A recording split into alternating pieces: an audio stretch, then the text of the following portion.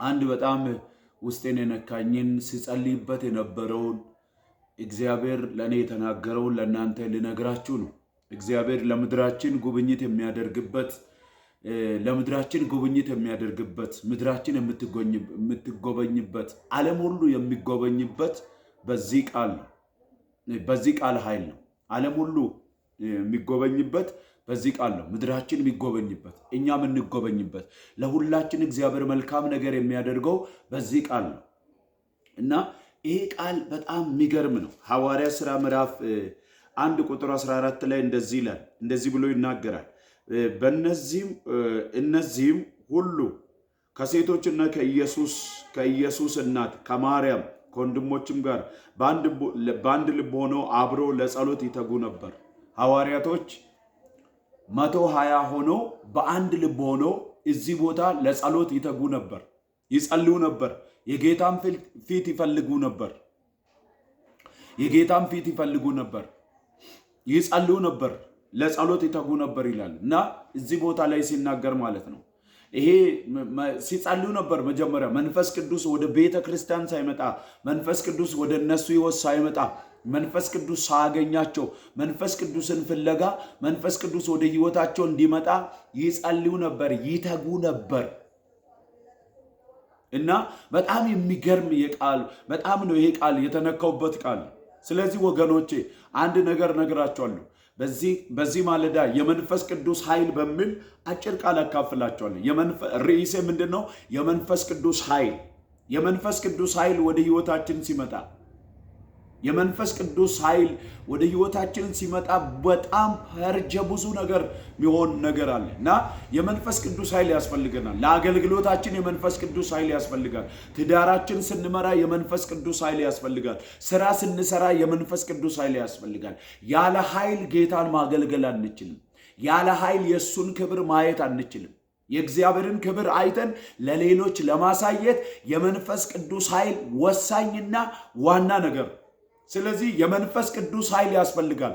ለአገልግሎታችን የመንፈስ ቅዱስ ኃይል ያስፈልጋል። በእግዚአብሔር ቤት ረጅም ዓመታትን ለመቆየት የመንፈስ ቅዱስ ኃይል ያስፈልጋል። ለዘማሪው የመንፈስ ቅዱስ ኃይል ያስፈልጋል። ለሰባኪዎች የመንፈስ ቅዱስ ኃይል ያስፈልጋል። ለጸሎት አገልጋዮች የመንፈስ ቅዱስ ያስፈልጋል። በየትኛውም ሁኔታ ውስጥ ላሉ የመንፈስ ቅዱስ ኃይል ያስፈልጋል። ክብር ለኢየሱስ ይሁን። መንፈስ ቅዱስ ማለት አምላክ ማለት ነው። መንፈስ ቅዱስ ማለት ፈጣሪ ማለት ነው። መንፈስ ቅዱስ ማለት የሌለውን ወደ መኖር የሚያመጣ ነው። ዘፍጥረት ምዕራፍ 1 ቁጥር 3 ላይ ስንመለከት ምን ይላል? መንፈስ ቅዱስ የእግዚአብሔር መንፈስ ውሃ ላይ ሰፍኖ ነበር ይላል። ምድርና ሰማይ ከመፈጠሩ በፊት ከ8000 ዓመታት በፊት ምድርና ሰማይ ሳይፈጠር በፊት መንፈስ ቅዱስ ነበረ። ምድርና ሰማይ ሳይፈጠር በፊት ነበር፣ ፈጣሪ ስለነበረ። ስለዚህ መንፈስ ቅዱስ ፈጣሪ ነው።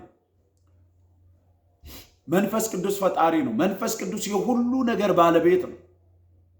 ስለዚህ ፈጣሪ የሆነ የእግዚአብሔር መንፈስ የሚሰራ ህይወታችን የሚቀይር የጌታ መንፈስ ወደ እናንተ ወደ እኔ እንዲመጣ። ስለዚህ ሁላችን መንፈስ ቅዱስ ወደ ህይወታችን እንዲመጣ የመጀመሪያ ማድረግ ያለብን መጸለይ ነው። የእግዚአብሔርን ክብር ማየት ከፈለጋችሁ መጸለይ ነው። የመንፈስ ቅዱስ ኃይል በህይወታችሁ እንዲንቀሳቀስ ከፈለጋችሁ መጸለይ ነው። መንፈስ ቅዱስ ህይወታችሁን ሽፍት እንዲያደርግ፣ አገልግሎታችሁን ሽፍት እንዲያደርግ ከፈለጋችሁ መጸለይ ነው። ስትጸልዩ የእግዚአብሔርን ክብር ታያላችሁ። ስትጸልዩ የእግዚአብሔር ክብር ወደ እናንተ ህይወት ይመጣል። ሐዋርያቶች የመንፈስ ቅዱስን ኃይል ከመቀበላቸው በኋላ ከጸለዩ በኋላ የመንፈስ ቅዱስ ኃይል በእነሱ ላይ መጣ። የሚገርም ነገር ሐዋርያ ሥራ ምዕራፍ 1 ቁጥር 8 ላይ ምን ይላል? ኃይልን በተቀበላችሁ ጊዜ ይላል።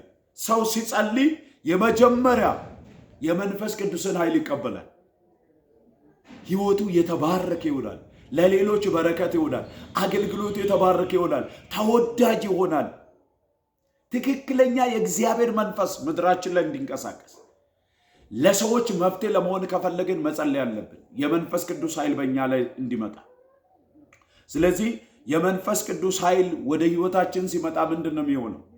እዚህ ክፍል ላይ ሐዋርያ ሥራ ምዕራፍ 2 ላይ እንደዚህ ይላል። ባለምሳ የተባለ ቀን በደረሰ ጊዜ ሁሉም በአንድ ልብ ሆኖ አብሮ ሲጸልዩ ድንገት እንደሚናጠቅ አውሎ ንፋስ ከሰማይ ድምፅ መጣ ይላል። ድምፅ ይመጣል። የመንፈስ ቅዱስ ኃይል ወደ ህይወታችን ሲመጣ ምንድነው የሚመጣው? ድምፅ። ምን አይነት ድምፅ? ሰማያዊ ድምፅ፣ ምድራዊ ያልሆነ ድምፅ፣ የሚቀይር ድምፅ፣ የኛን ህይወት 365 ዲግሪ የሚቀይር ለብዙዎች በረከት የሚያደርግ ድምፅ ይመጣል። ሰማያዊ ድምፅ ይመጣል። እንደ ነጎድጓድ የሆነ ድምፅ ይመጣል። ምድሪቱን የሚባርክ ድምፅ ይመጣል። ቀንበርን የሚሰብር ድምፅ ይመጣል። ከጨለማ የሚያወጣ ድምፅ ይመጣል። በሽታን የሚፈውስ ድምፅ ይመጣል። የወደቁትን የሚያነሳ ድምፅ ይመጣል። ለብዙዎች በረከት የሚያደርገን ድምፅ ይመጣል። ድምፁ ምድራዊ ሳይሆን ሰማያዊ ድምፅ ነው። ያ ድምፅ ሲመጣ ለውጥ ይሆናል። በህይወታችን ለውጥ ይሆናል። በቤታችን ለውጥ ይሆናል። በኑሯችን ለውጥ ይሆናል። በአገልግሎታችን ለውጥ ይሆናል። ሰማያዊ ድምፅ፣ የመንፈስ ቅዱስ ኃይል ወደ እናንተ ሲመጣ ሰማያዊ ድምፅ ነው የሚመጣው። ድምፅ መጣ ይላል። ተቀምጦ የነበሩበትንም ቤት ሞላው ይላል። ይህንን ክፍል ስታዩ ማቴዎስ ወንጌል ምዕራፍ 3 ቁጥር 11 ጀምራችሁ ስትመለከቱ ማለትም ኢየሱስ ክርስቶስ በዮርዳኖስ ወንዝ ሲጠመቅ ይላል የእግዚአብሔር ድምፅ ከሰማይ መጣ። እግዚአብሔር አብ ከሰማይ ተናገረ፣ የሚወደውን ልጄን እሱን ስሙት። የሚልከን ድምፅ ይመጣል። የሚልከን ድምፅ ይመጣል። እዛ ሄደ ጸልይ የሚል፣ ያ ሰው ታሟል የሚል፣ ያ ሰው ችግር ውስጥ አለ የሚል የሚመራ ድምፅ ይመጣል። ትክክለኛ ምሪት ውስጥ ከገባን፣ ትክክለኛ መንፈስ ቅዱስ ወደ ህይወታችን ከመጣ ትክክለኛ ሪቫይቫል ወደ ኢትዮጵያ ምድር መምጣት አለበት። ትክክለኛ ሪቫይቫል ወደ ዓለም ሁሉ መምጣት አለበት። አሁን ያለው ትክክለኛ ሪቫይቫል አይደለም። ትክክለኛ ሪቫይቫል፣ የሚታወቅ ሪቫይቫል፣ ቀድሞ በአባቶቻችን ዘመን ሲሰራ የነበረ የእግዚአብሔር ክብር፣ ያ የእግዚአብሔር ክብር መምጣት አለበት። ሙሉ ወንጌል ቤተ ክርስቲያን ስትመሰረት 4 ተማሪዎች ናቸው። ዛሬ 10 ሚሊዮን ሆነዋል። ያ 10 ሚሊዮን ከ4 ተማሪ ተነስቶ 10 ሚሊዮን። መጀመሪያ ቤት የተከራዩት በ20 ብር ነው። ከዛ ቀጥሎ በ200 ብር ነው ቤት የተከራዩት። ከዛ ያ ቤት ሞላ፣ ሌላ ቤት ውስጥ ገቡ። የሚገርም ነው። ይሄ የእግዚአብሔር ክብር፣ ይሄ የጌታ መንፈስ ከ4 ተማሪ 10 ሚሊዮን ህዝብ ካደረሰ ያ ክብር አሁን አለ ወይ? ያ ክብር አሁን እየተንቀሳቀሰ ነው ወይ?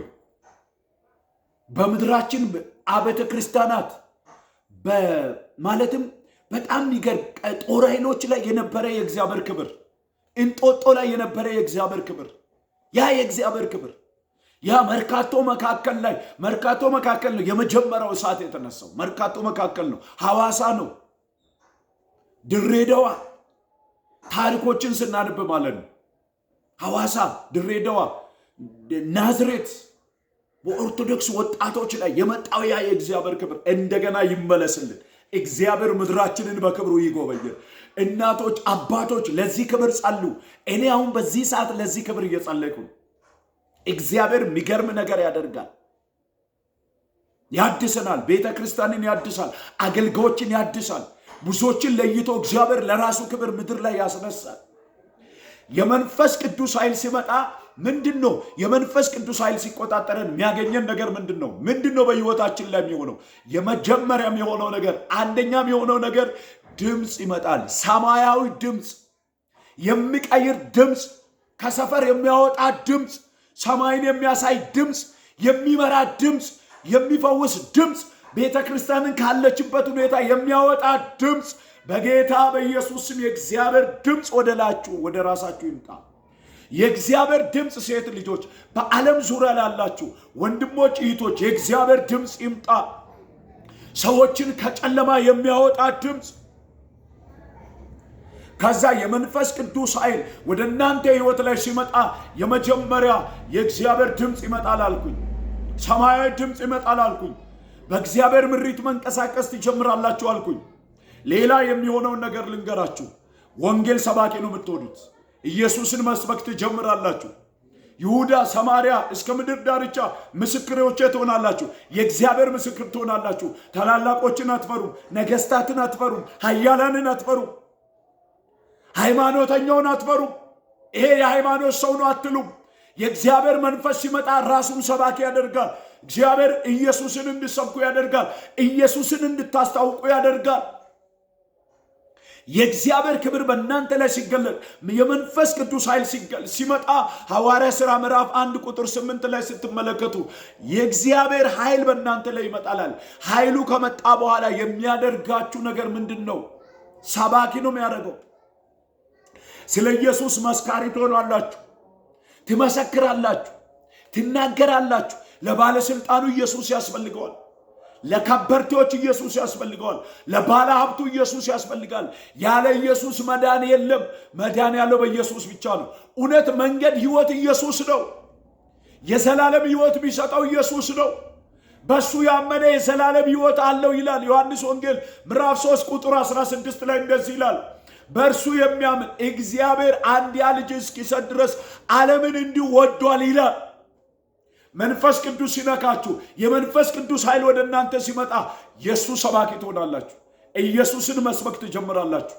መሄድ ትጀምራላችሁ። መንቀሳቀስ ትጀምራላችሁ። አንድ ቦታ አትቀመጡ። ክብር ለኢየሱስ ይሁን።